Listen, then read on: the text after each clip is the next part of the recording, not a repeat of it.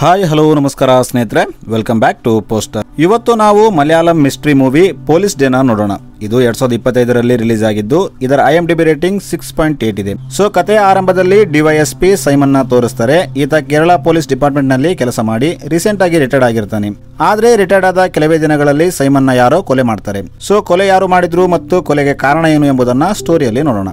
ಇನ್ನು ಕಥೆಯ ಆರಂಭದಲ್ಲಿ ಸೈಮನ್ ನ ತೋರಿಸ್ತಾರೆ. ಈತ ಒಂದು ಬಲಾತ್ಕಾರದ ಕೇಸ್ ಮೇಲೆ ಇನ್ವೆಸ್ಟಿಗೇಷನ್ ಮಾಡ್ತಿರ್ತಾನೆ. ಬಲಾತ್ಕಾರದ ಕೇಸ್ ಆಗಿದ್ದರಿಂದ ಸೈಮನ್ ಮೇಲೆ ಬೇಗ ಕೇಸ್ ನ ಸಾಲ್ವ್ ಮಾಡುವಂತೆ ಪ್ರೆಷರ್ ಇರುತ್ತೆ. ಅದಕ್ಕೆ ಈತನಿಗೆ 3 ಜನರ ಮೇಲೆ ಡೌಟ್ ಇದ್ದು ಆತ ಇವರನ್ನ ಎನ್ಕ್ವೈರಿ ಮಾಡ್ತಿರ್ತಾನೆ. ಆದ್ರೆ ಆ ವ್ಯಕ್ತಿಗಳು, ಸರ್ ನಾವು ಆ ಹುಡುಗಿ ಜೊತೆ ಯಾವ ಕೆಟ್ಟ ಕೆಲಸ ಮಾಡಿಲ್ಲ, ಆದ್ರೆ ನಮಗೆ ಪೀಟರ್ ಮೇಲೆ ಡೌಟ್ ಇದೆ, ಅವನೇ ಇದನ್ನ ಮಾಡಿರಬಹುದು ಅಂತ ಹೇಳ್ತಾರೆ. ಅದಕ್ಕೆ ಸೈಮನ್ ಇನ್ಸ್ಪೆಕ್ಟರ್ ಜೋಸೆಫ್ಗೆ ಹೇಳಿ ಪೀಟರ್ನ ಹಿಡ್ಕೊಂಡು ಬರುವಂತೆ ಹೇಳ್ತಾನೆ. ಜೋಸೆಫ್ ಹೋಗಿ ಪೀಟರ್ ಹತ್ರ ಬರ್ತಾನೆ. ಪೀಟರ್ ಪೊಲೀಸರನ್ನ ನೋಡಿ ಓಡೋಕೆ ಸ್ಟಾರ್ಟ್ ಮಾಡ್ತಾನೆ. ಆದ್ರೆ ಇವರು ಕೊನೆಗೆ ಪೀಟರ್ನ ಹಿಡಿತಾರೆ. ಪೀಟರ್ನ ಸ್ಟೇಷನ್ಗೆ ತಂದಾಗ ಪೀಟರ್ ನಾನು ಯಾವ ತಪ್ಪು ಮಾಡಿಲ್ಲ ಅಂತ ಹೇಳ್ತಾನೆ. ಏಕೆಂದರೆ ಆ 3 ವ್ಯಕ್ತಿಗಳಿಗೆ ಪೀಟರ್ ಮೇಲೆ ದ್ವೇಷ ಇರುತ್ತೆ, ಅದಕ್ಕೆ ಅವರು ಸುಳ್ಳು ಹೇಳ್ತಿದ್ದಾರೆ ಅಂತ ಹೇಳ್ತಾನೆ. ಆದ್ರೆ ಸೈಮನ್ ಕೇಳದೆ ಪೀಟರ್ಗೆ ತುಂಬಾ ಹೊಡಿತಾನೆ. ಪೊಲೀಸರ ಏಟು ತಡ್ಕೊಳಕ್ಕಾಗದೆ ಪೀಟರ್ ಹೌದು ಆ ಹುಡುಗಿ ಜೊತೆ ಬಲಾತ್ಕಾರ ಮಾಡಿದ್ದು ನಾನೇ ಅಂತ ಒಪ್ಕೋತಾನೆ. ಈಗ ಮಾರನೇ ದಿನ ಸೈಮನ್ ತನ್ನ ಮನೆ ಮುಂದೆ ಗಿಡಗಳಿಗೆ ನೀರಾಕ್ತಿರ್ತಾನೆ. ಆಗ ಅಲ್ಲಿ ಪೀಟರ್ ತಂದೆ ಬರ್ತಾನೆ. ಈತ ಸೈಮನ್ಗೆ, ಸರ್ ನನ್ನ ಮಗ ನಿರ್ದೋಷಿ, ಅವನು ಅಂತ ಕೆಲಸ ಮಾಡಲ್ಲ, ದಯವಿಟ್ಟು ಅವನನ್ನ ಬಿಟ್ಟು ಬಿಡಿ ಅಂತ ಹೇಳ್ತಾನೆ. ಆದ್ರೆ ಸೈಮನ್ ಒಬ್ಬ ಲಂಚಕೋರ ಆಗಿರ್ತಾನೆ. ಆತ ಪೀಟರ್ ತಂದೆಗೆ, ನೋಡು ನಿನ್ನ ಮಗನ ಮೇಲೆ ಇರೋದು ಮಾಮೂಲಿ ಕೇಸ್ ಅಲ್ಲ, ಅದಕ್ಕೆ ತುಂಬಾ ಪ್ರೊಸೀಜರ್ ಇದೆ, ತುಂಬಾ ಖರ್ಚಾಗುತ್ತೆ ಅಂತ ಹೇಳ್ತಾನೆ. ಅದಕ್ಕೆ ಪೀಟರ್ ತಂದೆ, ಸರ್ ಎಷ್ಟೇ ಖರ್ಚಾಗ್ಲಿ ನಾನು ಮಾಡ್ತೀನಿ ಅಂತ ಹೇಳ್ತಾನೆ. ಅದಕ್ಕೆ ಸೈಮನ್, ನೀನು ಒಂದು ಕೆಲಸ ಮಾಡು, ನಾನು ಒಂದು ವಕೀಲ್ ನಂಬರ್ ಕೊಡ್ತೀನಿ, ನೀನು ಆತನನ್ನು ಹೋಗಿ ಭೇಟಿಯಾಗು, ಏನಾಗುತ್ತೋ ನೋಡೋಣ ಅಂತ ಹೇಳ್ತಾನೆ. ಈಗ ಪೀಟರ್ ತಂದೆ ವಕೀಲ್ ಹತ್ರ ಹೋಗ್ತಾನೆ. ಈತ ವಕೀಲ್ಗೆ, ಸೈಮನ್ ಸರ್ ನನ್ನ ನಿಮ್ಮ ಹತ್ರ ಕಳಿಸಿದ್ರು ಅಂತ ಹೇಳ್ತಾನೆ. ಆಗ ವಕೀಲ್ ಸೈಮನ್ಗೆ ಕಾಲ್ ಮಾಡ್ತಾನೆ.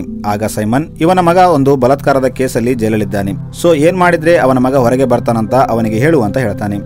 ಆಗ ವಕೀಲ್, ಈ ಕೇಸ್ ತುಂಬಾ ಕಾಂಪ್ಲಿಕೇಟೆಡ್ ಆಗಿದೆ, ಇದರಿಂದ ಹೊರಗೆ ಬರಬೇಕಿದ್ರೆ ಏನಿಲ್ಲ ಅಂದ್ರೂ 1 ಕೋಟಿ ಖರ್ಚಾಗುತ್ತೆ ಅಂತ ಹೇಳ್ತಾನೆ. ಇಲ್ಲಿ ನಮಗೆ ಆ ವಕೀಲ್ ಮತ್ತು ಸೈಮನ್ ಫ್ರೆಂಡ್ಸ್ ಅಂತ ಗೊತ್ತಾಗುತ್ತೆ. ಇವರು ಡೈರೆಕ್ಟ್ ಆಗಿ ಲಂಚ ತಗೊಳಕ್ಕೆ ಆಗದೆ ಹೀಗೆ ನಾಟಕ ಮಾಡ್ತಿರ್ತಾರೆ. ವಕೀಲ್ ಮಾತು ಕೇಳಿದ ಪೀಟರ್ ತಂದೆ, ನಾನು 1 ಕೋಟಿ ಕೊಡಕ್ಕೆ ರೆಡಿ ಇದ್ದೀನಿ ಅಂತ ಹೇಳ್ತಾನೆ. ಸೀನ್ ಇಲ್ಲಿಂದ ಕಟ್ ಆಗಿ ಮಾರನೇ ದಿನ ವಕೀಲ್ ದುಡ್ಡಿನಿಂದ ತುಂಬಿದ ಒಂದು ಬ್ಯಾಗ್ ತಗೊಂಡು ಸೈಮನ್ ಮನೆಗೆ ಬರ್ತಾನೆ. ಏಕೆಂದರೆ ಪೀಟರ್ನ ಬಿಡಿಸೋಕೆ ಪೀಟರ್ ತಂದೆ ಹಣ ಕೊಟ್ಟಿರ್ತಾನೆ. ಇವರು ಹಣ ನೋಡಿ ತುಂಬಾ ಖುಷಿ ಆಗ್ತಾರೆ. ಇಲ್ಲಿ ಸೈಮನ್ ಮನೆ ಕೆಲಸ ಮಾಡೋ ವಾಸು ಅನ್ನೋ ವ್ಯಕ್ತಿ ಕೂಡ ಇರ್ತಾನೆ. ಆಗ ಅಲ್ಲಿ ಫುಡ್ ಡೆಲಿವರಿ ಬಾಯ್ ಬರ್ತಾನೆ. ಇವರ ಹತ್ರ ಹಣದ ಬ್ಯಾಗ್ ಇದ್ದರಿಂದ ಇವರು ಫುಡ್ ಬೇಡ ಅಂತ ಹೇಳ್ತಾರೆ. ಆದ್ರೆ ಡೆಲಿವರಿ ಬಾಯ್ ಫುಡ್ ಆರ್ಡರ್ ಮಾಡಿದ ಮೇಲೆ ಕ್ಯಾನ್ಸಲ್ ಮಾಡಕ್ಕಾಗಲ್ಲ ಅಂತ ಹೇಳ್ತಾನೆ. ಆದ್ರೆ ಸೈಮನ್ ಪೊಲೀಸ್ ಆಗಿದ್ದರಿಂದ ಅಹಂಕಾರದಿಂದ ಅವನನ್ನ ಬೈದು ಅಲ್ಲಿಂದ ಕಳಿಸ್ಬಿಡ್ತಾನೆ. ಆದ್ರೆ ಆತ ಹೋಗೋ ಮುಂಚೆ ನನಗಾದ ಅವಮಾನದ ರಿವೆಂಜ್ ತಗೋತೀನಿ ಅಂತ ಹೇಳ್ತಾನೆ. ಈಗ ಇವರು ಹಣ ಸಿಕ್ಕಿದ್ದ ಖುಷಿಯಲ್ಲಿ ಕುಡಿತಾ ಕೂತಿರ್ತಾರೆ. ಆಗ ಅಲ್ಲಿ ಸೈಮನ್ ಇನ್ನೊಬ್ಬ ಫ್ರೆಂಡ್ ಬರ್ತಾನೆ. ಈಗ ಇವರೆಲ್ಲ ಸೇರಿ ಕುಡಿತಾರೆ. ಇವರು ಸಾಯಂಕಾಲದವರೆಗೂ ಕುಡಿದು ಎಂಜಾಯ್ ಮಾಡ್ತಾರೆ. ಆದ್ರೆ ರಾತ್ರಿ ಆದಾಗ ಎಲ್ಲರೂ ತಮ್ಮ ತಮ್ಮ ಮನೆಗೆ ಹೋಗ್ತಾರೆ. ಸೈಮನ್ ತನ್ನ ಬೆಡ್ ಮೇಲೆ ಮಲಗಿದ್ದಾಗ ಒಬ್ಬ ಹುಡುಗಿ ಸೈಮನ್ಗೆ ವಿಡಿಯೋ ಕಾಲ್ ಮಾಡ್ತಾಳೆ. ಆದ್ರೆ ಸೈಮನ್ ಫುಲ್ ಕುಡಿದು ಟೈಟ್ ಆಗಿದ್ದರಿಂದ ಹಾಗೆ ಮಲ್ಕೋತಾನೆ.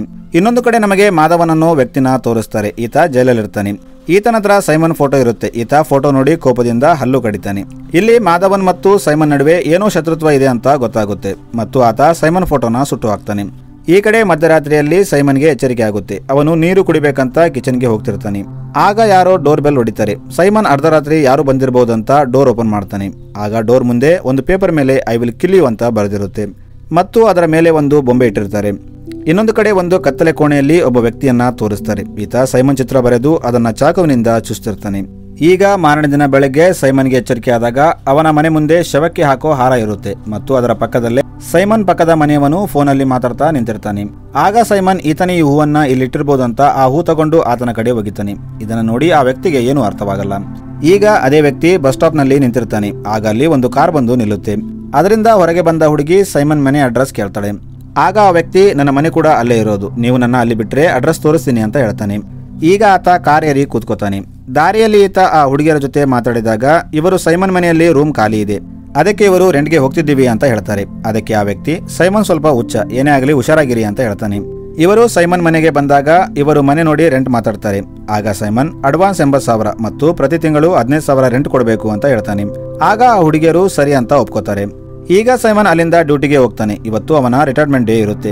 ಇಲ್ಲಿ ಸ್ಟೇಷನ್ ಅಲ್ಲಿ ಪೊಲೀಸರು ಸೈಮನ್ಗೆ ಸನ್ಮಾನ ಮಾಡ್ತಾರೆ. ಡ್ಯೂಟಿ ಮುಗಿಸಿ ಸೈಮನ್ ಮನೆಗೆ ಬರ್ತಾನೆ. ಈ ಕಡೆ ಆ ಹುಡುಗಿಯರು ಕೂಡ ಮೇಲೆ ರೂಮ್ಗೆ ಶಿಫ್ಟ್ ಆಗಿರ್ತಾರೆ. ಆಗ ಅಲ್ಲಿ ವಾಸು ಬಂದು, ಇವತ್ತು ಸೈಮನ್ ಸರ್ ರಿಟೈರ್ಮೆಂಟ್ ಆದ್ರು, ಅದಕ್ಕೆ ಒಂದು ಸಣ್ಣ ಪಾರ್ಟಿ ಇಟ್ಟಿದ್ದೀವಿ ಅಂತ ಕರೀತಾನೆ. ಆಗ ಇವರು ಸೈಮನ್ ಮನೆಗೆ ಊಟಕ್ಕೆ ಹೋಗ್ತಾರೆ. ಇಲ್ಲಿ ಸೈಮನ್ ಇವರ ಜೊತೆ ಚೆನ್ನಾಗಿ ಮಾತಾಡ್ತಾನೆ. ಊಟ ಆದ್ಮೇಲೆ ಈ ಹುಡುಗಿಯರು ಕಾರಲ್ಲಿ ಎಲ್ಲೋ ಹೋಗ್ತಾರೆ. ಈ ಕಡೆ ಸೈಮನ್ ಮನೆಯಲ್ಲಿ ಕುಡಿತಾ ಕೂತಿರ್ತಾನೆ. ಆಗ ಅಲ್ಲಿ ವಾಸು ಬರ್ತಾನೆ. ವಾಸು ಸೈಮನ್ಗೆ, ಸರ್ ನನಗೆ ಸ್ವಲ್ಪ ಹಣ ಬೇಕು, ಏಕೆಂದ್ರೆ ನನ್ನ ತಾಯಿಗೆ ಆರೋಗ್ಯ ಸರಿ ಇಲ್ಲ ಅಂತ ಹೇಳ್ತಾನೆ. ಅದಕ್ಕೆ ಸೈಮನ್, ನಾನು ರೀಸೆಂಟ್ ಆಗಿ ನಿನಗೆ ದುಡ್ಡು ಕೊಟ್ಟಿದ್ದೆ, ಪ್ರತಿ ಸಾರಿ ನೀನು ದುಡ್ಡು ಕೇಳೋಕೆ ಬರ್ತೀಯಲ್ಲ, ಅಷ್ಟಕ್ಕೂ ನಾನು ನಿನಗೆ ಪೇಮೆಂಟ್ ಕೂಡ ಟೈಮ್ಗೆ ಕೊಡ್ತೀನಿ ಅಂತ ಹೇಳ್ತಾನೆ. ಮತ್ತು ಸೈಮನ್ ಅವನಿಗೆ ದುಡ್ಡು ಕೊಡದೆ ಅಲ್ಲಿಂದ ಕಳಿಸ್ಬಿಡ್ತಾನೆ. ಇದರಿಂದ ವಾಸುಗೆ ಕೋಪ ಬರುತ್ತೆ, ಆದ್ರೆ ಅವನು ಏನು ಮಾಡೋ ಹಾಗಿರಲ್ಲ. ಈಗ ಒಬ್ಬ ಆಫೀಸರ್ ಸೈಮನ್ಗೆ ಕಾಲ್ ಮಾಡಿ, ಸರ್ ಮಾಧವನ್ ಜೈಲಿಂದ ಎಸ್ಕೇಪ್ ಆಗಿದ್ದಾನೆ ಅಂತ ಹೇಳ್ತಾನೆ. ಇದನ್ನ ಕೇಳಿ ಸೈಮನ್ ಭಯ ಪಡ್ತಾನೆ. ಸೈಮನ್ ಆಫೀಸರ್ಗೆ, ನೀನು ಜೋಸೆಫ್ಗೆ ಹೇಳು, ಅವನು ಹೋಗಿ ಮಾಧವನ್ ಮನೆ ಹತ್ರ ಚೆಕ್ ಮಾಡ್ತಾನೆ ಅಂತ ಹೇಳ್ತಾನೆ. ಆಮೇಲೆ ಸೈಮನ್ ಅಲ್ಮಾರಿಯಲ್ಲಿಟ್ಟಿದ್ದ ಗನ್ ಹುಡುಕಿ ತನ್ನ ಹತ್ರ ಇಟ್ಕೋತಾನೆ. ಸೈಮನ್ ಇಲ್ಲಿ ತುಂಬಾ ಪ್ಯಾನಿಕ್ ಆಗಿರ್ತಾನೆ. ಆಗ ಅವನಿಗೆ ತನ್ನ ಮನೆ ಮುಂದೆ ಏನೋ ಒಂದು ಸೌಂಡ್ ಬರುತ್ತೆ. ಆಗ ಸೈಮನ್ ಕಿಟಕಿಯಿಂದ ಇಣುಕಿ ನೋಡ್ತಾನೆ, ಆದ್ರೆ ಅವನಿಗೆ ಯಾರು ಕಾಣಲ್ಲ. ಆದ್ರೆ ನಮಗೆ ಸೈಮನ್ ಕಾಂಪೌಂಡ್ ನಲ್ಲಿ ಯಾರೋ ಒಬ್ಬ ವ್ಯಕ್ತಿ ಬಚ್ಚಿಟ್ಕೊಂಡಿರೋದನ್ನ ತೋರಿಸ್ತಾರೆ. ಈಗ ಮಾರನೇ ದಿನ ವಾಸು ತನ್ನ ತಾಯಿನ ಭೇಟಿಯಾಗಿ ಮನೆಗೆ ವಾಪಸ್ ಬರ್ತಾನೆ. ಇಲ್ಲಿ ವಾಸು ಡೋರ್ ಬೆಲ್ ಹೊಡಿತಾನೆ, ಆದ್ರೆ ಸೈಮನ್ ಡೋರ್ ಓಪನ್ ಮಾಡಲ್ಲ. ಆಗ ವಾಸು ಡೋರ್ ನುಗ್ಗಿದಾಗ ಅದು ಓಪನ್ ಆಗುತ್ತೆ. ಒಳಗೆ ಬಂದಾಗ ವಾಸು ಅಲ್ಲಿನ ದೃಶ್ಯ ನೋಡಿ ಜೋರಾಗಿ ಕೂಗ್ತಾನೆ. ಆಗ ಮೇಲಿನ ರೂಮ್ ನಲ್ಲಿದ್ದ ಹುಡುಗಿಯರು ಓಡಿ ಬರ್ತಾರೆ. ಇವರು ಬಂದು ನೋಡಿದಾಗ ಇಲ್ಲಿ ಸೈಮನ್ ಸತ್ತು ಬಿದ್ದಿರ್ತಾನೆ. ಆಗ ಅವರಲ್ಲಿ ಒಬ್ಬ ಹುಡುಗಿ ಪೊಲೀಸರಿಗೆ ಕಾಲ್ ಮಾಡಿ ಡಿವೈಎಸ್ಪಿ ಸರ್ ಕೊಲೆಯಾಗಿದೆ ಅಂತ ಹೇಳ್ತಾಳೆ. ಈಗ ಸೀನ್ ಇಲ್ಲಿಂದ ಪೊಲೀಸ್ ಆಫೀಸರ್ ಮೋಹನ್ ಕಡೆ ಶಿಫ್ಟ್ ಆಗುತ್ತೆ. ಈತನೇ ಈಗ ಈ ಸೈಮನ್ ಕೇಸ್ ನ ಲೀಡ್ ಮಾಡೋದು. ಮೋಹನ್ ತನ್ನ ಮನೆಯಲ್ಲಿದ್ದಾಗ ಕಮಿಷನರ್ ಮೋಹನ್ಗೆ ಕಾಲ್ ಮಾಡಿ, ಡಿವೈಎಸ್ಪಿ ಕೊಲೆಯಾಗಿದೆ, ನೀನು ಬೇಗ ಅಲ್ಲಿ ಹೋಗಿ ವಿಚಾರಣೆ ಮಾಡು ಅಂತ ಹೇಳ್ತಾನೆ. ಆಗ ಮೋಹನ್ ಸರಿ ಅಂತ ಸೈಮನ್ ಮನೆಗೆ ಬರ್ತಾನೆ. ಇಲ್ಲಿ ಬಂದಾಗ ಇಲ್ಲಿ ಜನ ಸೈಮನ್ ಮನೆ ಸುತ್ತ ನಿಂತಿರ್ತಾರೆ. ಆಗ ಮೋಹನ್ ಎಲ್ಲರನ್ನ ಕ್ಲಿಯರ್ ಮಾಡಿಸ್ತಾನೆ. ಇಲ್ಲಿ ಫಾರೆನ್ಸಿಕ್ ಟೀಮ್ ಕೂಡ ಬಂದಿರುತ್ತೆ. ಇವರು ಅಲ್ಲಿ ಎಲ್ಲ ಎವಿಡೆನ್ಸ್ ನ ಕಲೆಕ್ಟ್ ಮಾಡ್ತಾರೆ. ಮೋಹನ್ ಇಲ್ಲಿ ವಾಸುನ ಎನ್ಕ್ವೈರಿ ಮಾಡ್ತಾನೆ. ಆಗ ವಾಸು, ನಾನು ನಿನ್ನೆ ನನ್ನ ತಾಯಿನ ನೋಡೋಕೆ ಹೋಗಿದ್ದೆ, ವಾಪಸ್ ಬಂದಾಗ ಹೀಗಾಯ್ತು ಅಂತ ಹೇಳ್ತಾನೆ. ಆಮೇಲೆ ಮೋಹನ್ ಮೇಲೆ ಇದ್ದ ಹುಡುಗಿಯರನ್ನ ಎನ್ಕ್ವೈರಿ ಮಾಡ್ತಾನೆ. ಆಗ ಅವರು, ನಮಗೆ ರಾತ್ರಿ ಯಾವ ಸೌಂಡ್ ಬಂದಿಲ್ಲ, ಬೆಳಗ್ಗೆ ವಾಸು ಕೂಗಿದಾಗ ನಾವು ಕೆಳಗೆ ಬಂದ್ವಿ ಮತ್ತು ಪೊಲೀಸರಿಗೆ ಕಾಲ್ ಮಾಡಿದ್ವಿ ಅಂತ ಹೇಳ್ತಾರೆ. ಮೋಹನ್ ಸರಿ ಅಂತ ಹೊರಗೆ ಬಂದು ಕಮಿಷನರ್ಗೆ ಕಾಲ್ ಮಾಡ್ತಾನೆ. ಆಗ ಕಮಿಷನರ್, ನೀನು ಮೊದಲು ಮಾಧವನ್ನ ಹುಡುಕು, ಅವನಿಗೂ ಮತ್ತು ಸೈಮನ್ಗೂ ಬೀಳುತ್ತಿದ್ದಿಲ್ಲ, ನನ್ನ ಅನಿಸಿಕೆ ಪ್ರಕಾರ ಮಾಧವನ್ನೇ ಸೈಮನ್ನ ಕೊಲೆ ಮಾಡಿರಬೇಕು ಅಂತ ಹೇಳ್ತಾನೆ. ಈಗ ಮೋಹನ್ ತನ್ನ ಟೀಮ್ಗೆ ಹೇಳಿ ಮಾಧವನ್ನ ಹುಡುಕ್ಸ್ತಾನೆ. ಒಂದೆರಡು ದಿನ ಹುಡುಕಿದ ಮೇಲೆ ಮಾಧವನ್ ಇರೋ ಜಾಗದ ಬಗ್ಗೆ ಗೊತ್ತಾಗುತ್ತೆ. ಆಗ ಮೋಹನ್ ಅಲ್ಲಿಗೆ ಹೋಗ್ತಾನೆ. ಇಲ್ಲಿ ಮಾಧವನ್ ಮೋಹನ್ನ ನೋಡಿ ಅಲ್ಲಿಂದ ಓಡ್ತಾನೆ. ತುಂಬಾ ಹೊತ್ತು ಚೇಸ್ ಮತ್ತು ಫೈಟ್ ಆದ್ಮೇಲೆ ಫೈನಲಿ ಮೋಹನ್ ಮಾಧವನ್ನ ಹಿಡ್ಕೋತಾನೆ. ಮೋಹನ್ ಮಾಧವನ್ನ ಸ್ಟೇಷನ್ಗೆ ಕರ್ಕೊಂಡು ಬಂದು ಎನ್ಕ್ವೈರಿ ಮಾಡ್ತಾನೆ. ಆದ್ರೆ ಮಾಧವನ್ ಏನು ಹೇಳದೆ ಸುಮ್ಮನೆ ಕೂತಿರ್ತಾನೆ. ಆಗ ಮೋಹನ್ ಅವನಿಗೆ ಪೊಲೀಸ್ ಸ್ಟೇಟ್ಮೆಂಟ್ ಕೊಡ್ತಾನೆ. ಆಗ ಮಾಧವನ್, ಸರ್ ನಾನು ಸೈಮನ್ನ ಕೊಲ್ಲಕ್ಕೆ ಹೋಗಿದ್ದು ನಿಜ, ಆದ್ರೆ ನಾನು ಅಲ್ಲಿಗೆ ಹೋದಾಗ ಅಲ್ಲಿ ಪೊಲೀಸ್ ಜೀಪ್ ಬಂತು, ಪೊಲೀಸರನ್ನ ನೋಡಿ ನಾನು ಅಲ್ಲಿಂದ ಬಂದ್ಬಿಟ್ಟೆ, ಆಮೇಲೆ ಯಾರು ಸೈಮನ್ನ ಕೊಂದ್ರು ಅಂತ ಗೊತ್ತಿಲ್ಲ ಅಂತ ಹೇಳ್ತಾನೆ. ಈಗ ಮಾರನೇ ದಿನ ಮೋಹನ್ ತನ್ನ ಟೀಮ್ ಜೊತೆ ಕೂತು ಸೈಮನ್ನ ಯಾರು ಕೊಲೆ ಮಾಡಿರ್ಬೋದು ಅಂತ ಡಿಸ್ಕಸ್ ಮಾಡ್ತಿರ್ತಾನೆ. ಆಗ ಅವರು ಅವತ್ತು ಸೈಮನ್ ಕೊಲೆಯಾದ ರಾತ್ರಿ ಜೋರಾಗಿ ಮಳೆ ಬರ್ತಿದ್ದರಿಂದ ಸಿಸಿಟಿವಿ ಫುಟೇಜ್ ಕೂಡ ಕ್ಲಿಯರ್ ಇಲ್ಲ ಅಂತ ಹೇಳ್ತಾರೆ. ಇವರು ಇನ್ನು ಯಾವ ಎವಿಡೆನ್ಸ್ ಇದೆ ಅಂತ ಯೋಚನೆ ಮಾಡ್ತಿದ್ದಾಗ ಮೋಹನ್ಗೆ ಒಬ್ಬ ಹುಡುಗ ಕಾಲ್ ಮಾಡ್ತಾನೆ. ಈತ ಮೋಹನ್ಗೆ ನಾನೇ ಸೈಮನ್ನ ಕೊಂದಿದ್ದು ಅಂತ ಹೇಳಿ ಕಾಲ್ ಕಟ್ ಮಾಡ್ತಾನೆ. ಇವರು ಆ ನಂಬರ್ನ ಟ್ರೇಸ್ ಮಾಡಿದಾಗ ಅದು ವಿನೋದ್ ಅನ್ನ ಹುಡುಗನದಾಗಿರುತ್ತೆ. ಇವರು ವಿನೋದ್ ಮನೆಗೆ ಹೋಗಿ ಅವನನ್ನ ಅರೆಸ್ಟ್ ಮಾಡ್ತಾರೆ. ಆದ್ರೆ ವಿನೋದ್ ವಿಚಿತ್ರವಾಗಿರ್ತಾನೆ. ಪೊಲೀಸರು ಇವನನ್ನ ಹಿಡಿದಿದ್ರು ನಗ್ತಾ ಇರ್ತಾನೆ. ಇವರು ವಿನೋದ್ನ ಸ್ಟೇಷನ್ಗೆ ಕರ್ಕೊಂಡು ಬಂದು ಎನ್ಕ್ವೈರಿ ಮಾಡ್ತಿದ್ದಾಗ ಅಲ್ಲಿ ವಿನೋದ್ ತಾಯಿ ಬರ್ತಾಳೆ. ಈಕೆ ಮೋಹನ್ಗೆ, ಸರ್ ಕೆಲವು ವರ್ಷಗಳ ಹಿಂದೆ ನನ್ನ ಮಗ ದುಬೈಗೆ ಹೋಗಿ ಕೆಲಸ ಮಾಡಬೇಕು ಅಂದುಕೊಂಡಿದ್ದ, ಅದಕ್ಕೆ ಅವನು ಪಾಸ್ಪೋರ್ಟ್ಗಾಗಿ ಅಪ್ಲೈ ಮಾಡಿದ್ದ. ಆದ್ರೆ ಡಿವೈಎಸ್ಪಿ ಸೈಮನ್ ಪಾಸ್ಪೋರ್ಟ್ ಬೇಕಿದ್ರೆ ಲಂಚ ಕೊಡುವಂತೆ ಕೇಳಿದ್ದ. ಆದ್ರೆ ನಮ್ಮ ಹತ್ರ ಅಷ್ಟು ದುಡ್ಡು ಇಲ್ಲದ್ದರಿಂದ ನಾವು ಲಂಚ ಕೊಡ್ಲಿಲ್ಲ. ಇದರಿಂದ ಸೈಮನ್ ನನ್ನ ಮಗನ ಪಾಸ್ಪೋರ್ಟ್ ಬರದಂತೆ ಮಾಡಿದ್ದ ಮತ್ತು ಒಂದು ಸುಳ್ಳು ಕೇಸಲ್ಲಿ ನನ್ನ ಮಗನ ಜೈಲಿಗೆ ಹಾಕ್ಸಿದ್ದ. ಇದರಿಂದ ನನ್ನ ಮಗ ಡಿಪ್ರೆಷನ್ಗೆ ಹೋಗಿ ಇವಾಗ ಅವನ ಮೆಂಟಲ್ ಕಂಡೀಷನ್ ಸರಿ ಇಲ್ಲ, ಅವನು ಇಂಥ ಕೆಲಸ ಮಾಡಲ್ಲ ಅಂತ ಹೇಳಿ ವಿನೋದ್ ಮೆಡಿಕಲ್ ರಿಪೋರ್ಟ್ನ ತೋರಿಸ್ತಾಳೆ. ವಿನೋದ್ ಮೆಡಿಕಲ್ ರಿಪೋರ್ಟ್ ನೋಡಿ ಮೋಹನ್ ವಿನೋದ್ ಕೊಲೆ ಮಾಡಿರ್ಲಿಕ್ಕಿಲ್ಲ ಅಂತ ಅವನನ್ನ ಬಿಟ್ಟುಬಿಡ್ತಾನೆ. ಈಗ ಮಾರನೇ ದಿನ ಮೋಹನ್ ಸೈಮನ್ ಮನೆಯಲ್ಲಿ ಬಾಡಿಗೆಗಿದ್ದ ಹುಡುಗಿಯರನ್ನ ಎನ್ಕ್ವೈರಿಗೆ ಕರೀತಾನೆ. ಇಲ್ಲಿ ಮೋಹನ್ ಅವತ್ತು ರಾತ್ರಿ ಎಕ್ಸಾಕ್ಟ್ ಆಗಿ ಏನು ನಡೀತು ಹೇಳಿ ಅಂತ ಕೇಳ್ತಾನೆ. ಆಗ ಹುಡುಗಿಯರು, ಸರ್ ನಾವು ಅವತ್ತು ಊಟ ಆದ್ಮೇಲೆ ಅಲ್ಲಿಂದ ಮೂವಿ ನೋಡಲು ಹೋದ್ವಿ, ನಾವು ಅಲ್ಲಿಂದ ಹೋಗ್ತಿದ್ದಾಗ ಪಕ್ಕದ ಮನೆಯಾತ ಸೈಮನ್ ಮನೆ ಕಡೆ ನೋಡ್ತಿದ್ದ, ಅವರಿಬ್ಬರಿಗೂ ಮೊದಲು ದೊಡ್ಡ ಜಗಳ ಆಗಿತ್ತು ಅಂತ ಕೇಳಲ್ಪಟ್ವಿ ಅಂತ ಹೇಳ್ತಾರೆ. ಇವರು ಇಲ್ಲಿಂದ ಹೋದ್ಮೇಲೆ ಮೋಹನ್ ತನ್ನ ಟೀಮ್ ಜೊತೆ ಊಟ ಮಾಡ್ತಿರ್ತಾನೆ. ಆಗ ಅಲ್ಲಿ ಎಸ್ಐ ಬಂದು, sir Simon post mortem report ಬಂದಿದೆ ಅಂತ ಹೇಳ್ತಾನೆ. ಈಗ ಮೋಹನ್ ತನ್ನ ಟೀಮ್ ಜೊತೆ ಫಾರೆನ್ಸಿಕ್ ಡಾಕ್ಟರ್ ಹತ್ರ ಹೋಗ್ತಾನೆ. ಇಲ್ಲಿ ಡಾಕ್ಟರ್ ಇವರಿಗೆ, ಸಾಯೋ ಮುಂಚೆ ಸೈಮನ್ ಮತ್ತು ಕಿಲ್ಲರ್ ನಡುವೆ ಫೈಟ್ ನಡೆದಿದೆ, ಏಕೆಂದ್ರೆ ಸೈಮನ್ ಬಾಡಿ ಮೇಲೆ ಅಲ್ಲಲ್ಲಿ ಗಾಯಗಳಿವೆ. ಇನ್ನು ಕಿಲ್ಲರ್ ಲೆಫ್ಟ್ ಹ್ಯಾಂಡೆಡ್ ಆಗಿರಬೇಕು, ಏಕೆಂದ್ರೆ ಸೈಮನ್ಗೆ ಬಿದ್ದ ಬುಲೆಟ್ ಲೆಫ್ಟ್ ಹ್ಯಾಂಡ್ ಇಂದ ಶೂಟ್ ಮಾಡಲಾಗಿದೆ ಅಂತ ಹೇಳ್ತಾನೆ.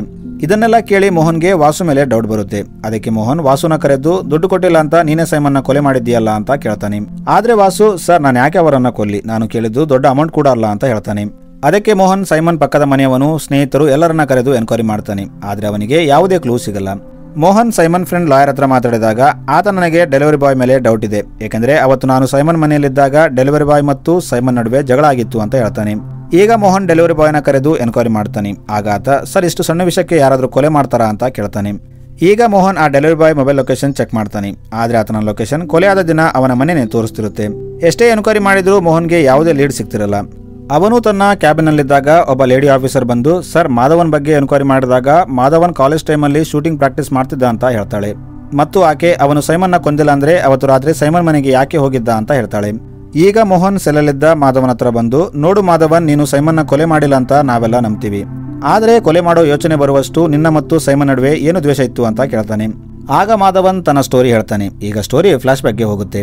ಇಲ್ಲಿ ಮಾಧವನ್, ಸರ್, ನಾನು ನನ್ನ ತಂಗಿ ಮೇಘಾ ಮತ್ತು ನನ್ನ ಫ್ಯಾಮಿಲಿ ಜೊತೆ ತುಂಬಾ ಖುಷಿಯಿಂದ ಇರ್ತಿದ್ವಿ. ನನ್ನ ತಂಗಿ ಶೂಟಿಂಗ್ನಲ್ಲಿ ಸ್ಟೇಟ್ ಲೆವೆಲ್ ಚಾಂಪಿಯನ್ ಆಗಿದ್ಲು ಮತ್ತು ಆಕೆ ಒಂದು ಅಕಾಡೆಮಿಯಲ್ಲಿ ಟ್ರೈನಿಂಗ್ ಸಹ ತಗೋತಿದ್ಲು ಅಂತ ಹೇಳ್ತಾನೆ. ಮತ್ತು ನಾವು ಇಲ್ಲಿ ಮೇಘಾ ಜೊತೆ ಸೈಮನ್ ಮನೆಯಲ್ಲಿ ರೆಂಟ್ಗೆ ಇದ್ದ ಆ 4 ಹುಡುಗಿಯರನ್ನ ನೋಡಬಹುದು. ಇವರು ಮೇಘಾ ಫ್ರೆಂಡ್ಸ್ ಆಗಿರ್ತಾರೆ. ಇದೇ ಅಕಾಡೆಮಿಯಲ್ಲಿ ಗಾಯತ್ರಿ ಅನ್ನೋ ಹುಡುಗಿ ಕೂಡ ಇರ್ತಾಳೆ. ಈಕೆ ಮೇಘಾ ಪ್ರೋಗ್ರೆಸ್ ನೋಡಿ ಜೆಲಸಿ ಫೀಲ್ ಆಗ್ತಿರ್ತಾಳೆ. ಒಂದು ದಿನ ನ್ಯಾಷನಲ್ ಲೆವೆಲ್ ಟೂರ್ನಮೆಂಟ್ ಇರುತ್ತೆ. ಆಗ ಪೊಲೀಸರು ಮೇಘಾನ ಅರೆಸ್ಟ್ ಮಾಡ್ತಾರೆ. ಏಕೆಂದ್ರೆ ಮೇಘಾ ಬ್ಯಾಗ್ ಅಲ್ಲಿ ಡ್ರಗ್ಸ್ ಸಿಗುತ್ತೆ. ಇದನ್ನ ಗಾಯತ್ರಿ ಬೇಕಂತ ಇಟ್ಟಿರ್ತಾಳೆ. ಪೊಲೀಸರು ಮೇಘಾನ ಅರೆಸ್ಟ್ ಮಾಡಿದ್ದರಿಂದ ಆಕೆ ನ್ಯಾಷನಲ್ ಕಾಂಪಿಟೇಷನ್ ಅಲ್ಲಿ ಭಾಗವಹಿಸಕ್ಕಾಗಲ್ಲ. ಇಲ್ಲಿ ನಮಗೆ ಸೈಮನ್ ಮೇಘಾನ ಅರೆಸ್ಟ್ ಮಾಡಿದ್ದು ಅಂತ ಗೊತ್ತಾಗುತ್ತೆ. ಆಮೇಲೆ ಮಾಧವನ್ ಹೇಗೋ ಮಾಡಿ ಮೇಘಾನ ಜೈಲಿಂದ ಹೊರಗೆ ತರ್ತಾನೆ. ಆದ್ರೆ ಜೈಲಿಂದ ಹೊರಗೆ ಬಂದ ಮೇಘಾ ಡಿಪ್ರೆಷನ್ಗೆ ಹೋಗಿ ಸೂಸೈಡ್ ಮಾಡ್ಕೋತಾಳೆ. ಇವರು ಮೇಘಾ ಅಂತಿಮ ಸಂಸ್ಕಾರ ಮಾಡಿದಾಗ ಒಬ್ಬ ಕಾನ್ಸ್ಟೇಬಲ್ ಮಾಧವನ್ಗೆ ಮೇಘಾ ಜೈಲಲ್ಲಿದ್ದಾಗ ಸೈಮನ್ ಆಕೆ ಜೊತೆ ಬಲಾತ್ಕಾರ ಮಾಡಿದ್ದ ಅಂತ ಹೇಳ್ತಾನೆ. ಇದರಿಂದ ಕೋಪದಲ್ಲಿ ಮಾಧವನ್ ಸೈಮನ್ನ ಕೊಲ್ಲಕ್ಕೆ ಹೋಗ್ತಾನೆ. ಆಗ ಸೈಮನ್ ಸುಳ್ಳು ಕೇಸಲ್ಲಿ ಮಾಧವನ್ನ ಅರೆಸ್ಟ್ ಮಾಡಿರ್ತಾನೆ. ಇದೆಲ್ಲ ಕೇಳಿ ಮೋಹನ್ ಮಾಧವನ್ ಸ್ಟೋರಿನ ಕನ್ಫರ್ಮ್ ಮಾಡೋಕೆ ಮೇಘಾ ಕಲಿತಿದ್ದ ಅಕಾಡೆಮಿಗೆ ಹೋಗ್ತಾನೆ. ಇಲ್ಲಿ ಮೇಘಾ ಕೋಚ್ ಮೋಹನ್ಗೆ ಮೇಘಾ ಒಬ್ಬ ಹಾರ್ಡ್ ವರ್ಕಿಂಗ್ ಹುಡುಗಿ ಆಗಿದ್ಲು. ಆಕೆ ಡ್ರಗ್ಸ್ ತಗೊಂಡಿದ್ಲು ಅಂದ್ರೆ ಯಾರು ನಂಬಕ್ಕಾಗಲ್ಲ ಅಂತ ಹೇಳ್ತಾನೆ. ಈಗ ಮೋಹನ್ ಗಾಯತ್ರಿ ಅಡ್ರೆಸ್ ತಗೊಂಡು ಆಕೆನ ಭೇಟಿಯಾಗೋಕೆ ಹೋಗ್ತಾನೆ. ಇಲ್ಲಿ ಮೋಹನ್ ಗಾಯತ್ರಿಗೆ ಮೇಘಾ ಬಗ್ಗೆ ಕೇಳ್ತಾನೆ. ಆಗ ಗಾಯತ್ರಿ, ಸರ್, ಆಕೆ ಒಳ್ಳೆ ಶೂಟರ್ ಆಗಿದ್ಲು, ಆದ್ರೆ ಡ್ರಗ್ಸ್ ತಗೋತಿದ್ಲು. ಇದು ಪೊಲೀಸರಿಗೆ ಗೊತ್ತಾಗಿ ಆಕೆನ ಅರೆಸ್ಟ್ ಮಾಡಿದ್ರು. ಈ ಅವಮಾನ ತಡೆಯೋಕ್ಕಾಗದೆ ಆಕೆ ಸೂಸೈಡ್ ಮಾಡ್ಕೊಂಡು ಸತ್ತೋದ್ಲು. ಇದಕ್ಕಿಂತ ಜಾಸ್ತಿ ನನಗೇನು ಗೊತ್ತಿಲ್ಲ ಅಂತ ಹೇಳ್ತಾಳೆ. ಆಗ ಮೋಹನ್, ಈ ಕೇಸ್ನ ನಾನೇ ಇನ್ವೆಸ್ಟಿಗೇಷನ್ ಮಾಡ್ತಾ ಇದ್ದೀನಿ. ಮುಂದೆ ಕೇಸಲ್ಲಿ ನಿನ್ನ ಹೆಸರು ಬಂದ್ರೆ ಹುಷಾರಾಗಿರುವಂತ ವಾರ್ನಿಂಗ್ ಕೊಡ್ತಾನೆ. ಇಷ್ಟು ಹೇಳಿ ಮೋಹನ್ ಅಲ್ಲಿಂದ ಹೋಗ್ತಿದ್ದಾಗ ಅವನ ಕಣ್ಣು ಗೋಡೆ ಮೇಲಿದ್ದ ಒಂದು ಫೋಟೋ ಮೇಲೆ ಬೀಳುತ್ತೆ. ಇದರಲ್ಲಿ ಮೇಘಾ ಮತ್ತು ಗಾಯತ್ರಿ ಇರ್ತಾರೆ ಮತ್ತು ಅವರ ಹಿಂದೆ ಸೈಮನ್ ಮನೆಯಲ್ಲಿ ರೆಂಟ್ಗಿದ್ದ ಹುಡುಗಿಯರು ಕೂಡ ಇರ್ತಾರೆ. ಮೋಹನ್ ಫೋಟೋ ನೋಡಿ ಗಾಯತ್ರಿಗೆ, ಈ ಹುಡುಗಿಯರ ಪರಿಚಯ ನಿನಗೆ ಹೇಗೆ ಅಂತ ಕೇಳ್ತಾನೆ. ಆಗ ಗಾಯತ್ರಿ, ಇವರೆಲ್ಲ ನನ್ನ ಕ್ಲಾಸ್ಮೇಟ್ಸ್, ನನ್ನ ಮತ್ತು ಮೇಘಾ ಫ್ರೆಂಡ್ಸ್, ನಾವೆಲ್ಲ ಒಂದೇ ಅಕಾಡೆಮಿಯಲ್ಲಿ ಟ್ರೈನಿಂಗ್ ತಗೋತಿದ್ವಿ ಅಂತ ಹೇಳ್ತಾಳೆ. ಈಗ ಮೋಹನ್ಗೆ ಕೆಲವೊಂದು ವಿಷಯ ಕ್ಲಿಯರ್ ಆಗುತ್ತೆ. ಈಗ ಮೋಹನ್ ಮಾರನೇ ದಿನ ಆ 4 ಹುಡುಗಿಯರನ್ನ ಸ್ಟೇಷನ್ಗೆ ಕರೀತಾನೆ. ಇಲ್ಲಿ ಮೋಹನ್ ಆ ಹುಡುಗಿಯರಿಗೆ ಕೊಲೆ ಹೇಗೆ ಮಾಡಿದ್ರಿ ಅಂತ ಕೇಳ್ತಾನೆ. ಆದ್ರೆ ಆ ಹುಡುಗಿಯರು ನಾವು ಮಾಡಿಲ್ಲ ಅಂತ ಹೇಳ್ತಾರೆ. ಆಗ ಮೋಹನ್ ಗಾಯತ್ರಿನ ಅಲ್ಲಿ ಕರೀತಾನೆ. ಇಲ್ಲಿ ಇವರು ಗಾಯತ್ರಿನ ನೋಡಿ ಟೆನ್ಷನ್ ತಗೋತಾರೆ. ಮೋಹನ್ ಇವರಿಗೆ ಎದುರಿಸಿದಾಗ ಇವರು ನಿಜ ಒಪ್ಕೋತಾರೆ. ಆಕ್ಚುಲಿ ಇವರು ಅವತ್ತು ಮೂವಿಗೆ ಹೋದಾಗ ಆಮೇಲೆ ಡ್ರೆಸ್ ಚೇಂಜ್ ಮಾಡಿ ವಾಪಸ್ ಸೈಮನ್ ಮನೆಗೆ ಬರ್ತಾರೆ. ಇಲ್ಲಿ ಸೈಮನ್ ಒಬ್ಬನೇ ಇದ್ದಿದ್ದರಿಂದ ನೀನು ನಮ್ಮ ಫ್ರೆಂಡ್ ಜೊತೆ ಬಲಾತ್ಕಾರ ಮಾಡಿದ್ದಕ್ಕೆ ಆಕೆ ಸೂಸೈಡ್ ಮಾಡ್ಕೊಂಡು ಸತ್ತೋದ್ಲು ಅಂತ ಹೇಳ್ತಾರೆ. ಇಲ್ಲಿ ಸೈಮನ್ ಇವರಿಂದ ತಪ್ಪಿಸಿಕೊಳ್ಳಕ್ಕೆ ಟ್ರೈ ಮಾಡ್ತಾನೆ. ಇದರಿಂದ ಸೈಮನ್ ಬಾಡಿ ಮೇಲೆ ಗಾಯಗಳಾಗಿರುತ್ತೆ. ಕೊನೆಗೆ ರೇಷ್ಮಾ ಅನ್ನೋ ಹುಡುಗಿ ಲೆಫ್ಟ್ ಹ್ಯಾಂಡ್ ನಿಂದ ಸೈಮನ್ ಎದೆಗೆ ಗುಂಡು ಹೊಡಿತಾಳೆ. ಇಲ್ಲಿ ಸೈಮನ್ ಡೆತ್ ಆಗುತ್ತೆ. ಹೀಗೆ ಇವರು ತಮ್ಮ ಫ್ರೆಂಡ್ ಸಾವಿನ ಸೇಡು ತೀರಿಸ್ಕೊತಾರೆ. ಮೂವಿ ಕೊನೆಯಲ್ಲಿ ಸೈಮನ್ ಇವರನ್ನ ಅರೆಸ್ಟ್ ಮಾಡಿ ಜೈಲಿಗೆ ಕಳಿಸ್ತಾನೆ. ಸೊ ಮೂವಿ ಇಲ್ಲಿಗೆ ಎಂಡ್ ಆಗುತ್ತೆ. Thanks for watching.